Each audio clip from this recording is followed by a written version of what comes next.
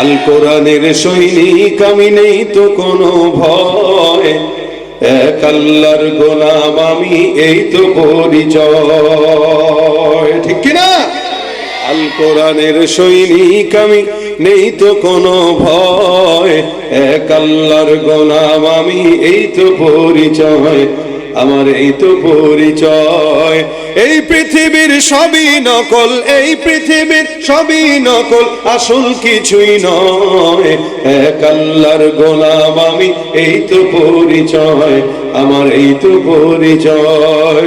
কোরআন হাদিস শাসনতন্ত্র রাসূল আমার নেতা, উৎসাহ মোর চির অম্লান, ইতিহাস বীর গাথা। কোরআন হাদিস শাসনতন্ত্র রাসূল আমার নেতা, উৎসাহ মোর চির অম্লান, ইতিহাস বীর গাথা। এক আল্লাহ ছাড়া আমার দিলে, এক আল্লাহ ছাড়া আমার দিলে, নেই তো কারো ভয়, এক আল্লাহর গোলাম আমি, এই তো পরিচয় আমার, এই তো পরিচয়। আল কোরআনের সৈনিক আমি, নেই তো কোনো ভয়, এক আল্লাহর গোলাম আমি, এই তো পরিচয় আমার, এই তো পরিচয়। ঠিক কিনা? আমরা কার গোলাম বলেন? জবান খুলে বলেন, কার গোলাম? আল্লাহর গোলাম হিসেবে কোরআন মানবো তো ইনশাল্লাহ, বুঝবো তো ইনশাল্লাহ, করবো তো ইনশাল্লাহ। আল্লাহ কবুল করে বলেন আমিন। আল্লাহ পাক রব্বুল আলামিন দুনিয়াতে মানুষ সৃষ্টি করেছেন, মানুষকে জীবন বিধান হিসেবে কোরআনকে দিয়েছেন। এই কোরআন সবচাইতে গ্রহণযোগ্য এবং সবচাইতে আজমতওয়ালা একটি কিতাব, যা রাসূল সাল্লাল্লাহু আলাইহি ওয়াসাল্লামের উপর একটি মুজিজা, যেটা আল্লাহ পাক রব্বুল আলামিনের হাবিব চলে গেলেও এই কোরআনের মুজিজাটা এখনো আছে। দুনিয়াতে সৃষ্টি আল্লাহ পাক যা করেছেন, আসমান জমিন, এই সব কিছু মানুষের জন্য করেছেন, এবং এই মানুষকে আল্লাহ পাক জীবন বিধান হিসেবে কোরআন দিয়েছেন। শিক্ষা এটা আল্লাহর তরফ থেকে, একটা আছে দুনিয়াবী শিক্ষা, একটা আখিরাতের শিক্ষা। দুনিয়াবী শিক্ষা যেটা, এটা শিখার জন্য মানুষ ডাক্তার হয়, ইঞ্জিনিয়ার হয়, স্কুলে যায়, কলেজে যায়, ভার্সিটিতে যায়, যার যেভাবে মন চায় সেভাবে পড়ালেখা করে, এটা হলো দুনিয়াবী শিক্ষা। আর অপরদিকে আছে দ্বীনি শিক্ষা, কোরআন। দুনিয়াবী শিক্ষা অর্জন করলে দুনিয়াতে টাকা অর্জন করা যায়, আর কোরআনের শিক্ষা অর্জন করলে দুনিয়াতে বরকত পাওয়া যায়, আখিরাতে আল্লাহর জান্নাতও পাওয়া যায়। দ্বীনের শিক্ষা এমন একটি দামি শিক্ষা, যেটা যতবার পড়বেন, অক্ষর কেউ বুঝে পড়ুক কোরআন অথবা না বুঝে পড়ুক, আল্লাহ নবী সাল্লাল্লাহু আলাইহি ওয়াসাল্লাম বলেন প্রত্যেকটা অক্ষরে নেকি হবে 10টা করে। সুবহানাল্লাহ। কিন্তু এই যে নেকি, কোরআনের একটা অক্ষরে 10টা করে নেকি, যেটা নবী বলেছেন, এর বিপরীতে দুনিয়াবী কোনো শিক্ষা অর্জন করলে যে নেকি হবে এরকম কোনো হাদিস নাই। অঙ্ক পড়বেন, ইংরেজি পড়বেন, বাংলা পড়বেন, ভূগোল পড়বেন, সমাজ পড়বেন, বিজ্ঞান পড়বেন, ইতিহাস পড়বেন, কোনো ফায়দা নাই, সওয়াব নাই। এই কারণে ফায়দা নাই। হ্যাঁ, জ্ঞান অর্জন করা যায়, কিন্তু সওয়াব হাসিল হয় না। এই কারণে দুনিয়াবী শিক্ষা যেহেতু সওয়াব নাই, যার কারণে ওইটা পড়তে ওযুও লাগে না। আর কোরআনের শিক্ষা যেহেতু প্রত্যেকটা অক্ষরে 10টা নেকি, যার কারণে লা ইয়ামাসসুহু ইল্লাল মুতাহহারুন, পবিত্রতা ছাড়া ধরাও যায় না। সুবহানাল্লাহ ওয়া বিহামদিহি। এটা পবিত্র জিনিস, ধরতেও ওযু লাগে। আল্লাহ পাক রব্বুল আলামিন এই সমস্ত কিছু ইনসানের জন্য যা নাজিল করেছেন, যা দিয়েছেন, এবং যত নবী রাসূল এসেছেন আদম থেকে ঈসা মুহাম্মদ রাসূলুল্লাহ সাল্লাল্লাহু আলাইহি ওয়াসাল্লাম পর্যন্ত, প্রত্যেকটা নবীদেরকে আল্লাহ পাক কিতাব দিয়েছেন, যাতে কিভাবে চলবে, কিভাবে তারা সমাজে পরিচালনা করবে, মানুষকে ডাকবে, হেদায়েতের পথে আওয়াজ দিবে, এগুলো কিভাবে কি করবে, এটার জন্য প্রত্যেকটা নবীকে কিতাব দিয়েছেন। মুহাম্মদ রাসূলুল্লাহ সাল্লাল্লাহু আলাইহি ওয়াসাল্লামকে আল্লাহ পাক এটার জন্য কোরআন দিয়েছেন। ওনাদেরটা আর মুহাম্মদ রাসূলুল্লাহ সাল্লাল্লাহু আলাইহি ওয়াসাল্লামেরটা আলাদা আলাদা। আল্লাহ পাক অন্য নবীদেরকে যখন কিতাব দিয়েছেন তো ডাক দিয়েছেন, দেওয়ার পরে হাতে সুন্দর করে কিতাবটা দিয়ে দিয়েছেন যে এটা তোমার, যাও, এই যে এটা তোমাকে দিলাম, এটা তুমি নিজে মানো, বান্দাদেরকে, উম্মতদেরকে এই পথে ডাকো, এটার দায়িত্ব আমার না, এটা তুমি হেফাজত করবা। যার কারণে নবীরা চলে যাওয়ার পরে এখনো পর্যন্ত তাওরাত, জাবুর, ইনজিল এই দুনিয়াতে আছে, কিন্তু একটাও 1 নম্বর না, সব 2 নম্বর কপি। কারণ ওইটার জিম্মাদারি আল্লাহর কাছে ছিল না, ওইটার জিম্মাদারি আল্লাহ পাক নিজে নেন নাই। কিন্তু কোরআনটাকে আল্লাহ পাক যখন দিয়েছেন, নবী করিম সাল্লাল্লাহু আলাইহি সাল্লামকে আল্লাহ পাক রব্বুল আলামিন একবারে কিতাবটা দেন নাই। 23 বছরের নবুয়তি জিন্দেগিতে একটা আয়াত করে আপনার আমার হাবিবের সিনায় কোরআনটাকে একদম বসায় দিয়েছেন। সুবহানাল্লাহ, কোরআন বসায় দিয়েছেন। আল্লাহ বলেন নাযালা বিহির রূহুল আমিন, এই জিবরিলের মাধ্যমে এটাকে নাজিল করা হয়েছে। এই জিবরিল কোথায় দিয়েছেন? আলা কলবি, যে বললাম সিনায় বসায় দিয়েছেন। তো জিবরিলের মাধ্যমে আল্লাহর হাবিবের সিনায় আল্লাহ পাক কোরআনটাকে বসায় দিয়েছেন। সুবহানাল্লাহ ওয়া বিহামদিহি, আল্লাহ বসায় দিয়েছেন। শুধু তাই না, আল্লাহ পাক ঘোষণা করেছেন ইন্না নাহনু নাযালনা যিকরা ওয়া ইন্না লাহু লাহাফিজুন, এই কোরআনের নাজিল আমি করেছি এবং এটার হেফাজতের জিম্মাদারিও আমার হাতে। কিয়ামত পর্যন্ত চ্যালেঞ্জ করলাম, এই কোরআনের মতো করে একটা কোরআন কেউ পারলে নিয়ে আসো, আয়াতের মতো আয়াত নিয়ে আসো, সূরার মতো সূরা নিয়ে আসো, অথবা কোনো সন্দেহ যদি হয় বাপদাদা 14 গোষ্ঠীকে ডাক দাও, একটা নোকতাকে উপর থেকে নিচে নামাও। আল্লাহর চ্যালেঞ্জের মোকাবেলায় কোনো বেঈমান পারে নাই, পারবেও না, কারণ এটা জিম্মাদারি আল্লাহ পাকের কাছে। এই জন্য আল্লাহ বলেন কোরআন এটা দামি, শিক্ষা এটা দামি, এটা আল্লাহ পাক সবাইকে দেন না। রাসূল করিম সাল্লাল্লাহু আলাইহি ওয়াসাল্লাম বলেন মান ইউরিদিল্লাহু বিহি খায়রান ইফাক্কিহু ফিদ্দীন, আল্লাহ পাক যার কল্যাণ চান আল্লাহ পাক তাকে দ্বীন দান করেন, দ্বীনের জ্ঞান দান করেন, ইলম দান করেন। শুধু তাই না, এই দ্বীনের ইলম শিক্ষা করা এবং এই ব্যাপারে কিছু পর্যালোচনা করা কতটা ফায়দা। হাদিসে আসছে তাদারুসুল ইলমি সাআতাম মিনাল লাইল খায়রুম মিন ইহইয়াহা, ইলমি কিছু মুযাকারা, ইলমি কিছু আলোচনা 10 মিনিট হোক 5 মিনিট হোক, এটার দাম কেমন? বলে সারা রাত জেগে নফল ইবাদত করার চাইতেও এটার দাম বেশি আল্লাহর দরবারে। সুবহানাল্লাহ, 2-4 জন কইলেন না, আর বলেন না, গুনাহ হবে। একসাথে বলেন সুবহানাল্লাহ, সুবহানাল্লাহ, আবার বলেন সুবহানাল্লাহ। এই যে বলছেন যারা, তাদের জান্নাতে একটা গাছ লেগে গেছে। এখন যারা যারা বলেছেন তাদের জান্নাতে আরেকটা গাছ লেগে গেছে। সুবহানাল্লাহ, যতবার বলবো ততবার সুবহানাল্লাহর বিপরীতে গাছ লাগাবেন কে? কে লাগাবেন? আওয়াজ দিয়ে বলেন, কে লাগাবেন? কত বড় গাছ? বলে একটা দ্রুতগামী ঘোড়া যদি মিনিমাম 100 বছরও দৌড়ায়, অন্য রাতে 500 বছরের কথাও আছে, যে আল্লাহ রাসূল বলেন একবার সুবহানাল্লাহর বিনিময়ে ওই গাছটা যে লাগবে, ওই গাছটার গোড়া এত চৌড়া আর এত মোটা হবে, এই দ্রুতগামী ঘোড়া 500 বছর দৌড়ালেও ওই গাছের গোড়া অতিক্রম করে শেষ করতে পারবে না। জবান খুললেই সওয়াব, জবান বন্ধ করে বসে থাকেন না। নবী করিম সাল্লাল্লাহু আলাইহি ওয়াসাল্লাম বলেন দুনিয়াতে সবচেয়ে শ্রেষ্ঠ তারা, খায়রুকুম মান তাআল্লামাল কুরআন ওয়া আল্লামা, তোমাদের ভিতরে যে কোরআন শিখে এবং শিখায়। হতে পারে ডাক্তার অনেক বড়, হতে পারে ইঞ্জিনিয়ার অনেক বড় ব্যবসায়ী, অনেক বড় এমপি মন্ত্রী হতে পারে, কিন্তু একটা মক্তবের কোরআন শিক্ষা দেওয়ালা হুজুরের চাইতে তার দাম বেশি হয় নাই। কারণ রাসূল বলেছেন দুনিয়ার সবার চেয়ে এদের বেশি দাম যারা কোরআন শিখে এবং শেখায়। সুবহানাল্লাহ। ভাইরা আমার, এই জন্য কোরআনের ইলম অর্জন করা এটা একটা বিধান আছে। ইঞ্জিনিয়ার হওয়া এটা জরুরি বিষয়, ডাক্তার হওয়া জরুরি বিষয়, ব্যবসা বোঝা জরুরি বিষয়। কারণ আমরা ডাক্তারের কাছে যাই আমাদের রোগ দেখানোর জন্য, আমরা বিল্ডিং করার জন্য ইঞ্জিনিয়ারকে ডাক দেই, ব্যবসা বোঝার জন্য বড় ব্যবসায়ীর কাছে যাই।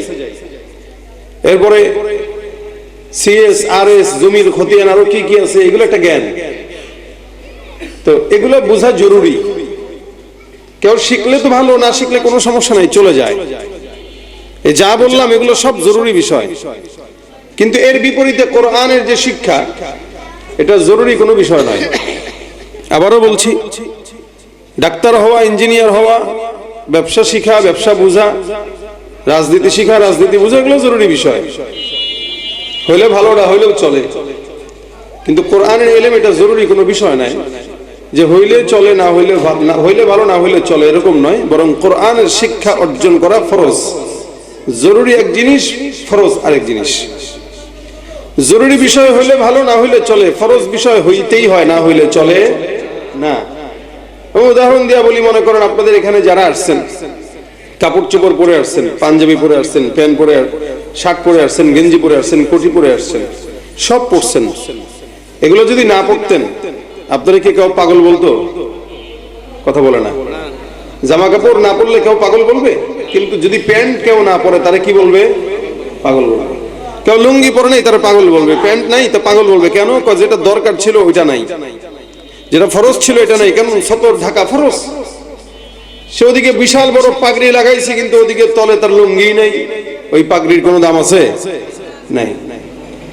তো যে ব্যক্তিটা নামাজের সময় লুঙ্গি খুলে পাগড়ি বাঁধে, তার কাছে পাগড়ির গুরুত্ব আছে, লুঙ্গির গুরুত্ব নাই, ওই ব্যক্তিটা দুনিয়ার মানুষের কাছে পাগল।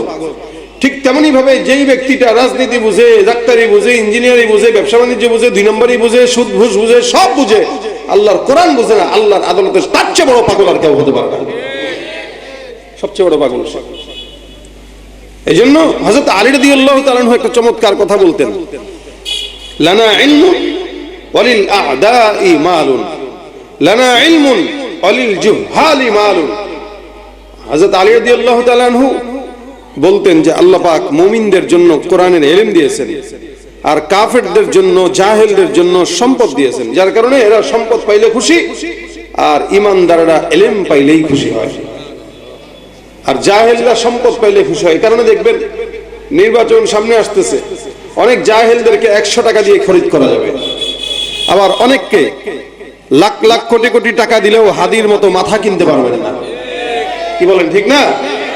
এজন্য কোরআনের ইলম যার ভিতরে থাকে ও কারো কাছে বিক্রি হয় না, আর যার কাছে কোরআনের ইলম না থাকে সে 1 কাপ চা দিলেই বিক্রি হয়ে যায়। কথা বলেন ঠিক কিনা? ভাইরা আমার, কোরআন আমাদের জন্য, আর সম্পদ জাহেলদের জন্য, মূর্খদের জন্য, দুর্নীতিবাজদের জন্য, সন্ত্রাসদের জন্য। কথা বলেন ঠিক কিনা? আর ইলম, কোরআনের জ্ঞান, এটা আমাদের জন্য। হযরত আবু হুরায়রা রাদিয়াল্লাহু তাআলা আনহু, ওনাকে রাসূল করিম সাল্লাল্লাহু আলাইহি ওয়াসাল্লাম একবার বললেন, হে আবু হুরায়রা, আমাদের কাছে গনিমতের যেই মাল আছে, তুমি যদি চাও গনিমতের মাল থেকে তোমাকে কিছু দেই।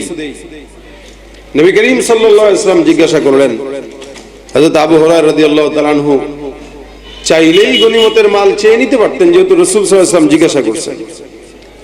কিন্তু আবু হুরায়রা বলেন, ইয়া রাসূলুল্লাহ, আমার কাছে গনিমতের মালের চাইতে আপনার সিনায় যে কোরআনের ইলম আছে, ওহির ইলম আছে, এই ইলমটা পছন্দ বেশি। আপনি মাল দেওয়া দরকার নাই, আপনার সিনাত থেকে কিছু ইলম আমাকে দান করেন।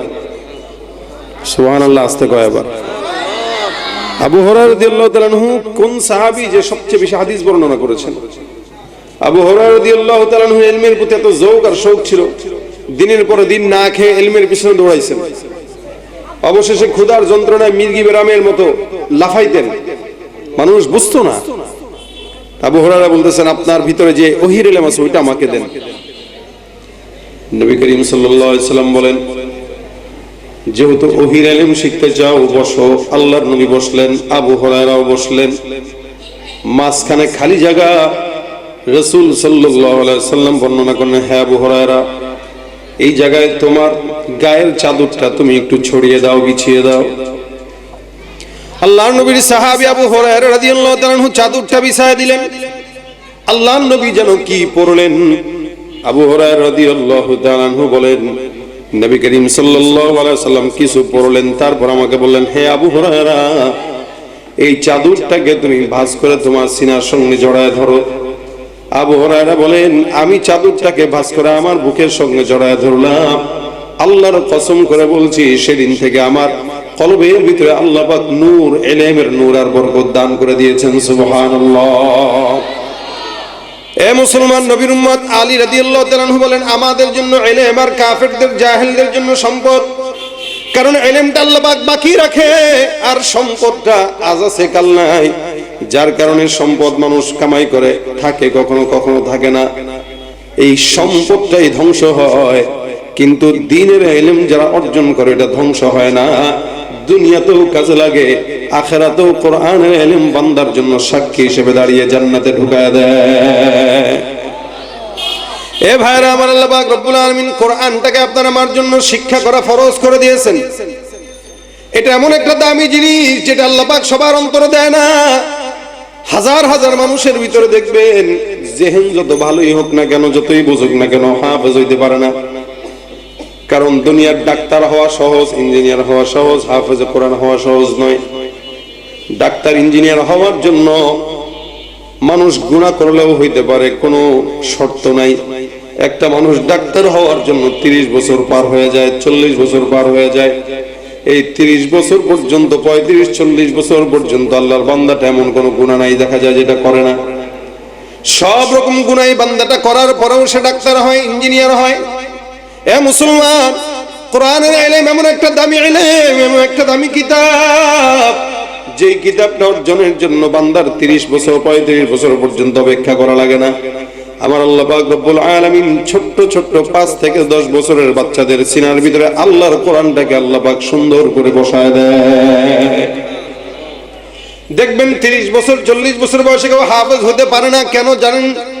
30-40 বছর পর্যন্ত কোন বান্দা, সমাজের ভিতরে যত মানুষ পাগড়ি নেয়, আজকেও 2 জন পাগড়ি নেবে, দেখবেন সব ছোট বাচ্চা। এ মুসলমান, 15 বছরের বেশি বয়সওয়ালা ছাত্রকে হেফজখানা আমাদের দেশে ভর্তি নেয় না। কেন জানেন? কোরআন এমন একটা দামি শিক্ষার কিতাব, এই কিতাবটা ওই বান্দার সিনার ভিতরে আল্লাহ ঢুকায় যেই বান্দার অন্তর যত পরিচ্ছন্ন থাকে। আর ডাক্তার ইঞ্জিনিয়ার আল্লাহ পাক বান্দাকে বানায় 30-35-40 বছরে তারা হইতে পারে। কেন? ডাক্তার হওয়ার জন্য, ইঞ্জিনিয়ার হওয়ার জন্য কোনো নফস পবিত্র লাগে না, যার কারণে হাজারো অন্যায় আর গুনাহ করার পরেও তারা হতে পারে। কিন্তু কোরআনের ইলম যেই হৃদয়ের মধ্যে থাকবে, ওই হৃদয়টা যখন গুনাহের ভিতরে ডুবে থাকে, ওই হৃদয়ে কোনোদিন কোরআন ঢোকে না। এ ভাইরা আমার, কোরআন শেখার জন্য অন্তর স্বচ্ছ থাকা জরুরি, পবিত্র থাকা জরুরি। আল্লাহ পাক রব্বুল আলামিন পবিত্র জিনিসকে পবিত্র জায়গায় রাখেন, যার কারণে অপবিত্র যখন কারো নফস হয়, তখন ওই নফসের ভিতরে কোরআন ঢোকে না। অপবিত্র আত্মা, অপবিত্র গুনাহগার আত্মার ভিতরে, কলবের ভিতরে আল্লাহ পাক কোরআনকে ঢোকান না। কোরআনটা দামি জিনিস, এটা আল্লাহ পাক তার সিনার ভিতরে দেয়, যেই সিনাটা আল্লাহর প্রেমে পরিচ্ছন্ন থাকে। হযরত ইমাম শাফি রাহমাতুল্লাহি আলাইহি বহুত বড় একজন ইমাম, 4 ইমামের অন্যতম ইমাম। ইমাম শাফি রাহমাতুল্লাহি আলাইহির জেহেন যাকাত এত সবল ছিল, আল্লাহর বান্দা কোন জিনিস একবার যদি পড়তেন, বলতেন, দেখতেন, এই জিনিসটা 40 বছর পর্যন্ত আল্লাহ পাক তার জেহেনে মনে রাখায় দিতেন। সুবহানাল্লাহ। আমাদের কি কারো কোনো জিনিস 40 বছর মনে থাকে? গতকাল কি করছে এটাই মনে থাকে না। ইমাম শাফি রাহমাতুল্লাহি আলাইহি 40 বছর পর্যন্ত মনে থাকতেন। তো কোনো একদিন উনি রাস্তা দিয়ে হেঁটে যাচ্ছিলেন, হঠাৎ করে একটা বেগানা নারীর পায়ের পাতার দিকে ওনার নজর গেছে। তখন থেকে আগে চোখ বুলাইলে মনে থাকতো, এখন একটু বেশি পড়া লাগে। তো উনি ওনার এই হালতটাকে হযরত ইমাম শাফি রাহমাতুল্লাহি আলাইহি ওনার উস্তাদের কাছে বললেন। ওনার উস্তাদের নাম ছিল হযরত ওয়াকি রাহমাতুল্লাহি আলাইহি। ইমাম শাফি রাহমাতুল্লাহি আলাইহি ওয়াকির কাছে যে ডাক দিয়ে বলেন, হে আমার উস্তাদ, আমি আমার জেহেন যাকাতের ব্যাপারে আপনার কাছে শিকায়াত করতে আসলাম। শাকাউতু ইলা ওয়াকিন সুআ হিফজি ফাআওসানি ইলা তারকিল মাসি। ইমাম শাফি রাহমাতুল্লাহি আলাইহি বলেন, আমি আমার জেহেন যাকাতের ব্যাপারে আপনার কাছে শিকায়াত করার জন্য আসলাম। আপনি আমাকে মাশওয়ারা দেন, আমার জেহেন দুর্বল হয়ে গেলে আমি কি করলে আমার জেহেনকে আল্লাহ পাক রব্বুল আলামিন বৃদ্ধি করে দিবেন। হযরত ওয়াকি রাহমাতুল্লাহি আলাইহি এক বাক্যে জবাব দেয়া বলেন, ফাওসানি ইলা তারকিল মাসি। ইমাম শাফি বলেন, আমি আমার উস্তাদের কাছে যখন আমি মাশওয়ারা চাইলাম, আর কোনো কথা বলল না। এক বাক্য উনি আমারে বলল, হে ইমাম শাফিঈ, তুমি তোমার নফসকে পবিত্র করো, গুনাহ থেকে নিজেরা বাঁচাও। কোন ইমানদার বান্দা ইলম যদি অর্জন করতে চায়, ওই বান্দার অন্তর যত পবিত্র থাকবে, আমার মাওলা তত দ্রুত বান্দার সিনার মধ্যে কোরআনের ইলম ঢুকায় দিবেন। সুবহানাল্লাহ। ইমাম শাফি রাহমাতুল্লাহি আলাইহি বলেন, তারপর আমার উস্তাদ বললেন, এই জিনিসটা গুনাহগারের অন্তরে যায় না, যার নফস যত পবিত্র তার নফসের ভিতরে আল্লাহ কোরআন ঢুকায় দেয়। যেই নফস যত পবিত্র, হাদিসের ইলম ওই বান্দার নফসের ভিতরে তত ঢুকে যায়। এই জন্য দেখবেন আমাদের দেশে যাদের 50 বছর 60 বছর বয়স, এরা অধিকাংশ সারা জিন্দেগি কোরআন শিখতে চাইলেও আল্লাযী ইউওয়াসওয়িসু ফি সুদুরিন নাসের ভিতরে আটকা যায়, এই একটা আয়াতে ঠিক করতে পারে না। অনেক বড় বড় নেতা, এমপি, মন্ত্রী স্টেজের ভিতরে এসে কয় আউযু বিল্লাহি মিনাশ শাইতানির রাজিম বিসমিল্লাহির রহমানির রহিম, আছে না নাই? অথচ বিশাল বড় নেতা চেয়ারম্যান, এমপি, মন্ত্রী, কিন্তু আউযু বিল্লাহটাও শুদ্ধ করে পড়তে পারে না, কারণ ছোটবেলায় শিখে নাই। বড় হওয়ার পরে চেষ্টা করলেও পারে নাই, কারণ কলবটা অপরিচ্ছন্ন, যার কারণে কলবেও কোরআন ঢোকে না, জবানেও কোরআন আসে না। এটা পবিত্র জিনিস। একটা স্বর্ণ যেমন পবিত্র, এই স্বর্ণ যেমন দামি, এই দামি স্বর্ণটা সাধারণ পলিথিনে কেউ দেয় না, এটা পরিচ্ছন্ন একটা বাক্সের ভিতরে দেয়, কারণ এটা পবিত্র জিনিস, এটা যেখানে রাখবো ওটা সুন্দর হইতে হবে। ঠিক তেমনই ভাবে কোরআন একটা পবিত্র জিনিস, এটা যে সিনায় আল্লাহ ঢুকাবে, ওই সিনা যদি পবিত্র না হয় আল্লাহ দেন না। স্বর্ণের কারণে যেমন বক্সের দাম বেশি, কোরআনের কারণে উপরে যে হাফেজে কোরআন তার দাম বেশি হয়ে যায়। কি বলেন, ঠিক না? আল্লাহ পাক কোরআনটাকে এত দামি বানাইছেন। ইমাম শাফিঈ বলেন, আমার ওস্তাদ তারপরে বললেন কি, ফাইনাল ইলমা নূরুম মিন ইলাহি ওয়া নূরুল্লাহি লা ইউতা লিআসি। ইমাম শাফিঈ রাহমাতুল্লাহি আলাইহি ওস্তাদ ডাক দিয়া বলেন, কারণ ইলমটা হলো আল্লাহর তরফ থেকে একটা নূর, ইলমটা আল্লাহর তরফ থেকে ওহীর একটা নূর। এই ওহীর নূর আল্লাহ পাক কোন গুনাহগারের অন্তরে আল্লাহ পাক ঢুকায় না। এ মুসলমান, এই কারণে ছোট ছোট হাফেজে কোরআনদেরকে দেখবেন, তাদের নফস যত পবিত্র ততই দ্রুত তারা হাফেজে কোরআন হয়ে যায়। আমার মাদ্রাসায় একটা ছাত্র গত 2 বছর আগে পড়ছে, বয়স মাত্র 5.5 বছর বয়স, 3 মাসে হাফেজে কোরআন হয়েছে। জোরে বলেন সুবহানাল্লাহ। কয় মাসে? এটা কোরআনের মুজিজা, 3 মাস। অথচ কথা বলতে পারে না ঠিক মতো, 3 মাসে সে হেফজ শেষ করে ফেলছে। মানুষ অবাক হয়, এতটুকু বাচ্চা। আচ্ছা, আপনাদেরকে যদি জিজ্ঞাসা করি, আপনারা ছোটবেলায় তো অনেকেই কবিতা পড়েছেন, কত কবিতাই তো আমরা শিখছি। একটা পরিপূর্ণ কবিতা কাউরে জিজ্ঞাসা করলে দেখবেন অনেকেই পারবে না, অথচ অনেক কবিতা পড়ছি, কিন্তু একটা কবিতা পারবে না। 4 লাইন পারবে, 2 লাইন পারবে, এর বেশি পারবে না। কিন্তু আলহামদুলিল্লাহ হাফেজ হয়ে গেছি, 25 বছর পার হয়ে গেছে। তো এই যে হাফেজ হয়েছে এখনো পর্যন্ত, আল্লাহ পাক তো হেফজটা সিনার ভিতরে রাখছেন, এটা আল্লাহ পাকের দয়া আর কোরআনের মুজিজা। কোরআন এমন একটা জিনিস যেটা আল্লাহ সিনায় বসায় দেয়, এটা উঠায় না, এটা আল্লাহ বের করেন না, সিনার ভিতরে বসায় দেন। আপনাদের সঙ্গে যদি আপনাদের সন্তানেরা বাজারে যায়, অনেক সময় হয় বাচ্চা মানুষ বাবার কাছে আবদার করে যে, আব্বা বাজারটা তো করছো, 5 কেজি ওজন আমার মাথায় দাও, আমি বাসায় নেব। সন্তানের একটু শখ জাগছে যে বাজারের ব্যাগটা সে নিবে। অনেক সময় বাবারা দেয় না, এতটুকু বাচ্চা কেমনে এত ভারী জিনিস নিবা, কেন আমি নেবই। সন্তান আগ্রহ প্রকাশ করে নেওয়ার, বাবা কি করে, অনেক সময় যখন নাসরবান্দা সন্তান হয় তখন বাবা এই বোঝাটাকে সন্তানের মাথায় দেয়, দিয়া বাবা তার হাতের ভিতরে বোঝার ব্যাগের হাতলটা ধরে রাখে, যাতে করে সন্তানের উপরে পড়ে না যায়, ভারটা যেন তার মাথায় না লাগে। কিন্তু বাচ্চা তো মনে করে এটা আমি নিয়ে ঘুরতেছি, আমার কত শক্তি। বাসা যায়, আম্মা 3 প্লেট ভাত খাবো আজকে। কি এত্তি খাবা? দেখেছো না কি জিনিস আনলাম, 5 কেজি ওজনের জিনিস সে আলগাইছে, মনে করছে এটা, কিন্তু আসলে তো না, আসল হাতল তো বাবার কাছে। ছোট ছোট হাফেজে কোরআন 5 বছর, 7 বছর, 8 বছর, 10 বছর, এরা হেফজ শিকার মনে করে মনে হয় আমি পড়ছি। আল্লাহ কয় না, এটা তোর সিনার ভিতরে আমি খালি রাখছি, বাকি যে ওজনটা ওইটা আমি আল্লাহ আমার নিজের কুদরতি হাতে রেখে দিয়েছি। সুবহানাল্লাহ। লাউ আনজালনা হাযাল কুরআন আলা জাবালিন লারাআইতাহু খাশিআম মুতাসাদ্দিআন মিন খাশিয়াতিল্লাহ। আল্লাহ বলে, এটা যদি পাহাড়কে দিতাম, পাহাড়ই তো এটা কেঁপে যেত। যেখানে পাহাড় কেঁপে যেত সেখানে ছোট্ট বাচ্চা আবার কি, কিন্তু দিছেন কে? আল্লাহ। টিকায় রাখেন কে? আল্লাহ। এই জন্য কোরআন শিখতে গেলে নফস পবিত্র থাকা দরকার। ছাত্ররা যারা এখানে আছে, ছাত্র গার্জিয়ানরা বুঝবেন এটা, হয়তো বাচ্চা মানুষ এরা বুঝবে না। আপনি গার্জিয়ান হিসেবে আপনার উচিত, আপনার সন্তান যদি এই মাদ্রাসায় পড়ে হেফাজুল কোরআনে, আপনার সন্তানের তদারকি আপনার করা উচিত যে আমার সন্তানটা কোনো গুনাহে জড়াচ্ছে কিনা। কারণ সন্তানের জন্য টাকা খরচ করতেছেন আপনি, ওস্তাদরা মেহনত করতেছে, সন্তানের বয়স হয়ে গেছে 13, 14, 15 বছর হয়ে গেছে, এখনো হেফজখানায় বসে বসে পাশা ঘষতেছে, কিন্তু লাভ হচ্ছে না। অবশ্যই আপনার বুঝতে হবে এই ছেলে কোনো না কোনো ভাবে গুনাহে জড়ায় গেছে, যার কারণে সিনায় কোরআন ঢুকতে চাইতেছে না। আপনার উচিত বাবা হিসাবে আপনার সন্তানের তদারকি করা, যে আমার সন্তান কোনো না কোনো গুনাহে অবশ্যই আছে। কারণ কি, কোরআনটা কোনো গুনাহওয়ালা অন্তরে আল্লাহ দেন না, এটা ঢুকান না। এই জন্য খালি সন্তানকে মাদ্রাসায় দিয়া ওস্তাদের কাছে একদম আমানতের মাল রেখে দিয়ে চলে গেছে, না কোনো খোঁজ খবর নাই, টাকা দেয় না 500, কথা বলে 5000 টাকা।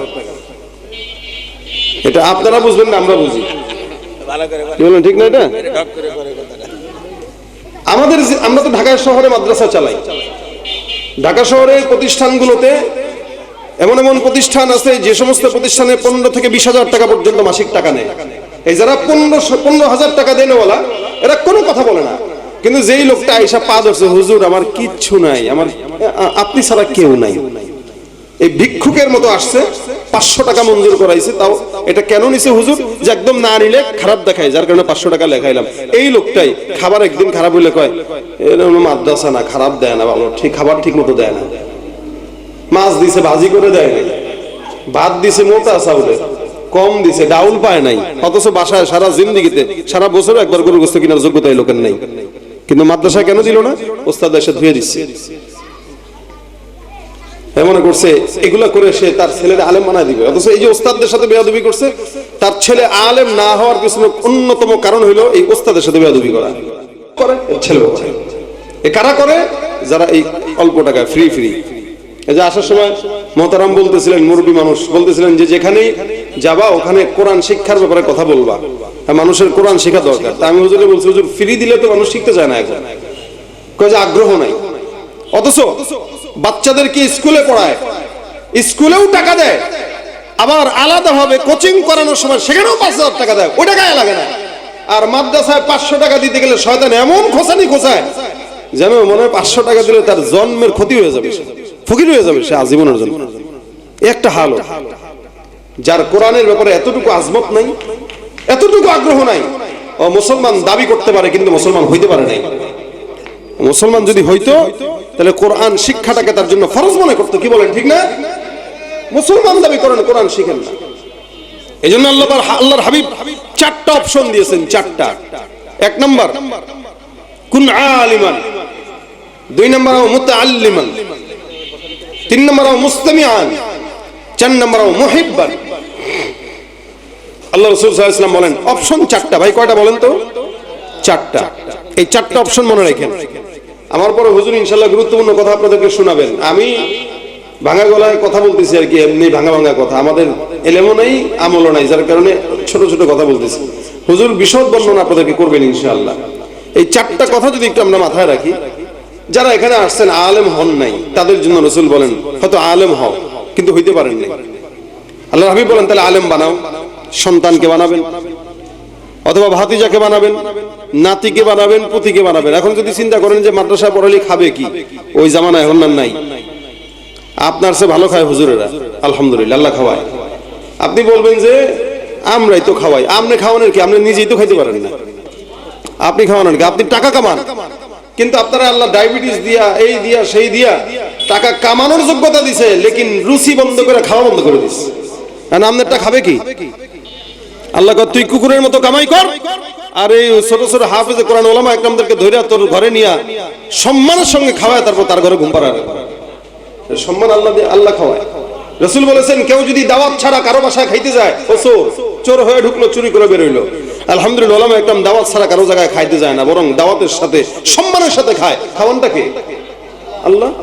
আপনি যদি মনে করেন মাদ্রাসায় পড়ালে কি খাবে না খাবে, ভাই রিজিকের মালিক আপনি না আল্লাহ?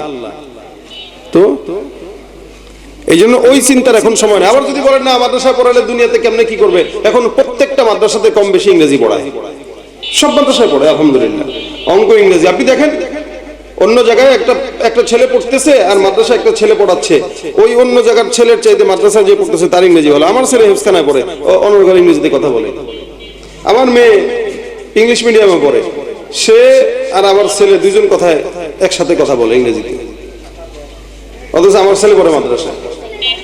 তাহলে এই যে দেখেন এখন মাদ্রাসাগুলোতে আলহামদুলিল্লাহ কোরআনের পাশাপাশি ইংরেজি, অঙ্ক, বাংলা এগুলো পড়ায়। সুতরাং এরকম না, হ্যাঁ আপনার যদি মন চায় আপনি আপনার সন্তানকে ডাক্তার বানাবেন, বানান, কিন্তু তার আগে মাদ্রাসায় ভর্তি দিয়ে কোরআনের এলেমটা শিখান। তাহলে কি হবে? ডাক্তার হবে, কসায়ের মতো মানুষকে জবাই করবে না। কি বলেন, ঠিক না? একবার গেলে 5টা টেস্ট, 5 টেস্টে ওনার মিনিমাম এখানে কিছু ইনকাম থাকে কি থাকে না? কি বলেন, থাকে না? থাকে। ইঞ্জিনিয়ার হবেন, আপনার ছেলেকে বানাবেন, ইঞ্জিনিয়ার বানান, দরকার। আমাদের বিল্ডিং করতে গেলে তো ইঞ্জিনিয়ার দরকার। এখন আপনি ইঞ্জিনিয়ার বানানোর আগে আগে মাদ্রাসায় আপনার ছেলেটাকে পড়ান, কিছু কোরআন শিখান, কিছু জ্ঞান শিখান, তাহলে হবে কি রডের পরিবর্তে রোড ঘাটে বাঁশ দিবে না ইনশাআল্লাহ, কি ঠিক না? আপনার সন্তানকে আপনি ব্যবসায়ী বানান, কোনো সমস্যা নাই, কোরআন শিখান তারপরে ব্যবসা শিখান, তাহলে হবে কি ব্যবসার ভিতরে 2 নম্বরই করবে না, ওজনে কেমনে কম দেওয়া লাগে এটা করবে না। আপনার সন্তানকে রাজনীতিবিদ বানাবেন, বানান, কোরআন শিখায় তারপরে বানান, হাদির মতো বীর মুক্তিযোদ্ধা হবে, হাদির মতো একদম মুজাহিদ হবে ইনশাআল্লাহ। রাজনীতিবিদ হলেও নোংরা রাজনীতি করবে না, কথা বলেন ঠিক কিনা? এজন্য সন্তানকে যাই করেন না কেন কোরআনের ইলম অর্জন করান, তারপরে শিখান। কোরআনের জ্ঞানের কারণে, কোরআনের কারণে আল্লাহ পাক যে জায়গায় যাবে ওই জায়গায় চমকায় দিবে ইনশাআল্লাহ। এজন্য নবী 4টা কথা বলেছেন। 1 নম্বর, হয়তো আলেম হও নয়তো আলেম বানাও, আর মুসলিমান নয়তো আলেমদের কথা শুনো, আর মুহিব্বান নয়তো আলেমদেরকে মহব্বত করো। হয়তো আলেম হবেন নয়তো আলেম বানাবেন, নয়তো আলেমদের কথা শ্রবণ করবেন, নয়তো আলেমদেরকে মহব্বত করবেন। এখানে যারা বসছেন তাদের, আপনাদের ভিতরে কাদের কাদের ছেলেরা হাফেজ কোরআন বা মাদ্রাসায় পড়ে একটু বলেন তো? আপনার কাদের ছেলেরা? আমাদের 1 2 3 4 5 6 7 8 9 জন মতো। আলহামদুলিল্লাহ, ইনশাআল্লাহ আপনাদের জন্য জান্নাত আল্লাহ পাক বরাদ্দ রাখবে ইনশাআল্লাহ। কারণ প্রত্যেকটা সন্তান হাফেজে কোরআনরা তাদের মা বাবাকে নিয়ে জান্নাতে যাবে, নিয়ে জান্নাত, যদি কোরআন অনুযায়ী আমল করে তো ইনশাআল্লাহ। আল্লাহ যেন আমাদের হাফেজে কোরআনদেরকে, উলামা একরামদেরকে কোরআন অনুযায়ী আমল করার তৌফিক দান করে, বলেন আমিন। তো আলেম হইতে পারেন নাই যারা সন্তান বানাইছেন, আপনাদের কি আলেম হইতে না পারার কারণে আফসোস লাগে? কথা কয় না?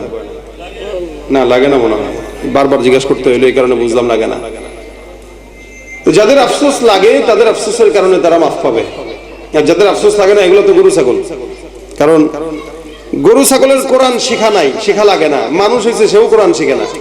আল্লাহ বলেন উলাইকা কাল আনআম, ওর ভিতরে আর গরু ছাগলের ভিতরে কোনো পার্থক্য নাই। কারণ গরু ছাগলও কোরআন বুঝে না, এও কোরআন বুঝে না, গরু ছাগলও কোরআন পড়ে না, সেও কোরআন পড়ে না। এই কারণে আফসোস করবেন, আলেম হবেন নয়তো আলেম বানাবেন। রাসূল সাল্লাল্লাহু আলাইহি ওয়াসাল্লাম বলেছেন, একটা নেককার সন্তান যে রেখে গেল ওর সবচেয়ে বড় সম্পদ রেখে গেল। যার নেককার একটা সন্তান, আলেম সন্তান রেখে গেল, আপনি 4 জন সন্তানের ভিতরে একজনকে আলেম বানায় দেখবেন, 3 জন আপনার খবরের পাশে কোনোদিন আসবে না, কিন্তু আলেম আপনারা কোনোদিন ভুলবে না। এটাই বাস্তবতা, মানেন কিবা না মানেন।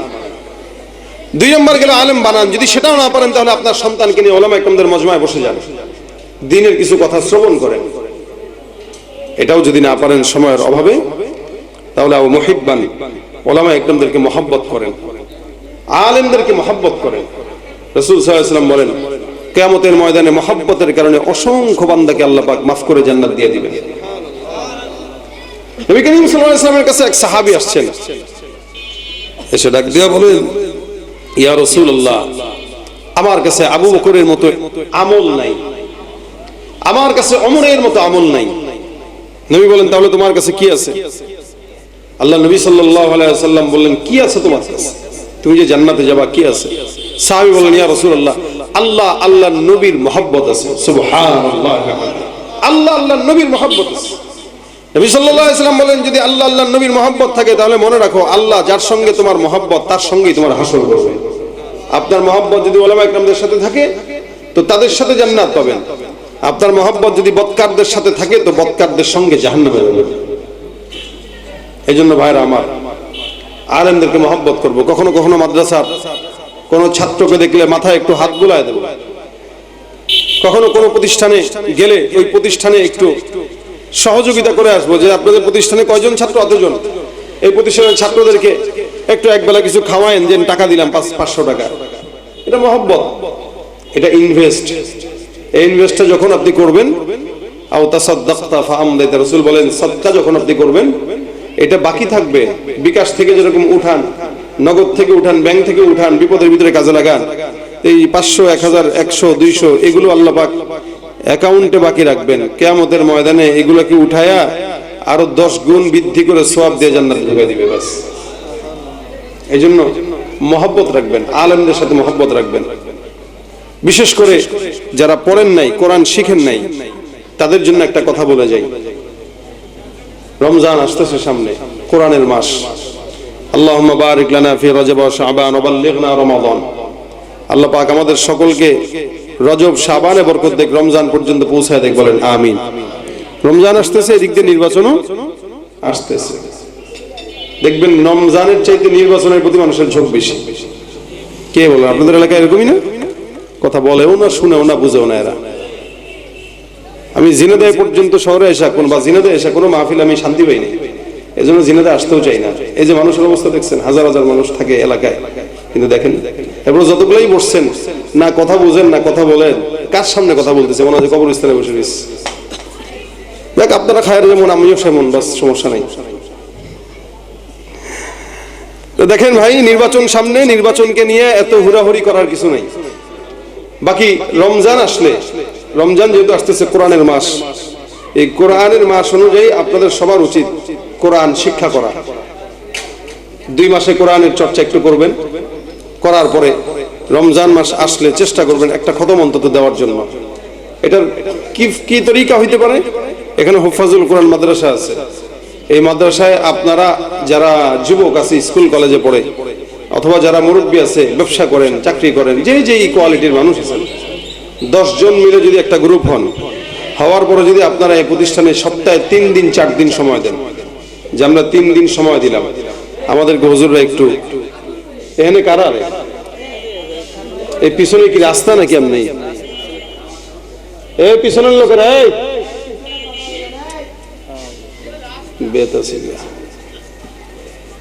রমজান মাস আসতেছে, আসার আগে এই 10-15 জন মিলে আপনারা একটা গ্রুপ হয়ে হুফাজুল কোরআনে আসেন। ইনশাআল্লাহ ওলামা একরাম না করবে না, হুজুররা না করবে না। সপ্তাহে 3 দিনও যদি সময় দেন, 20 মিনিট 15 মিনিট আধা ঘন্টা করে, ইনশাআল্লাহ আপনার কোরআন চর্চাটা অনেক দূর আগায় যাবে। আপনি প্রপারলি পড়তে পারবেন না, কিন্তু চেষ্টা তো করলেন। রাসূল বলেন, কেউ ঠেকে ঠেকেও যদি পড়ে, আল্লাহ পাক রব্বুল আলামিন তার প্রত্যেকটা অক্ষরে 10টা করে নেকি দান করবেন। সুবহানাল্লাহ। ঠেকে ঠেকে পড়লেও আল্লাহ পাক 10টা করে নেকি দান করবেন। কোরআন তেলাওয়াতের 3টা ফায়দা বলা যায়। 1 নাম্বার এটা, কেউ বুঝে পড়ুক না বুঝে পড়ুক, আল্লাহ পাক রব্বুল আলামিন তাকে প্রত্যেকটা অক্ষরে 10টা করে নেকি দান করেন। গেল একটা। 2 নাম্বার, কেউ যদি কোরআন তেলাওয়াত করে, আল্লাহ পাক রব্বুল আলামিন ওই বান্দার কলবে যত গুনাহ হয়, প্রত্যেকটা গুনাহ আল্লাহ পাক একটু একটু করে দূর করে দেন। 3 নাম্বার, কেউ যদি কোরআন তেলাওয়াত করে, তো আল্লাহ পাক রব্বুল আলামিন আল্লাহর সঙ্গে বান্দার তাআল্লুক পয়দা করে দেন। সুবহানাল্লাহ ওয়া বিহামদি। এই 3টা কোরআন পড়ার অন্যতম ফায়দা। তা আমরা রমজান আসতেছে, একটু বেশি বেশি কোরআন পড়বো, শিখবো, বুঝবো, তরজমা একটু দেখবো, বুলাবো। ফতোয়া দেওয়ার দরকার নাই, জাস্ট খালি তরজমা একটু বুলাইলাম, কারণ আমরা তো আর মুফাসসির না, হইতেও পারবো না, বুঝবো না। তো ওলামা একরাম যদি তাফসীর করে সেগুলো শুনবো, কিন্তু এমনিই বাংলা যে তরজমা, এগুলো আমরা পড়তে পারি, কিন্তু পড়ে নিজের মতো করে মন মতো ব্যাখ্যা করবো না। পড়বো জাস্ট জানার জন্য আল্লাহ কোরআনে কি বলছেন না বলছেন, একটু শিখি। এজন্য ভাইরা আমার, রমজান আসতেছে, কোরআনের মাস, আমরা সবাই কোরআন শিখবো তো ইনশাআল্লাহ। শিখবেন? কাদের কাদের ইচ্ছা আছে, নিয়ত আছে, একটু হাতটা উঠায় দেখেন, আমরা কোরআন শিখবো। আল্লাহ কবুল করুক, বলেন আমিন। আল্লাহ কবুল করুক, আমিন। হাত নামান। তুমি রমজান এলে রাখো না রোজা, দিনকে করো আঘাত, পয়সা করিনি নেই তো অভাব, দাও না তো যাকাত। তুমি রমজান এলে রাখো না রোজা, দিনকে করো আঘাত, পয়সা করিনি নেই তো অভাব, দাও না তো যাকাত। তুমি ইমানদারির বড়াই করো, নেই তোমার ঈমান, তুমি ইমানদারির বড়াই করো, নেই তোমার ঈমান। তুমি কেমন মুসলমান, তুমি কেমন মুসলমান, নামাজের সাথে নাই পরিচয়, মানো না কোরআন, নামাজের সাথে নাই পরিচয়।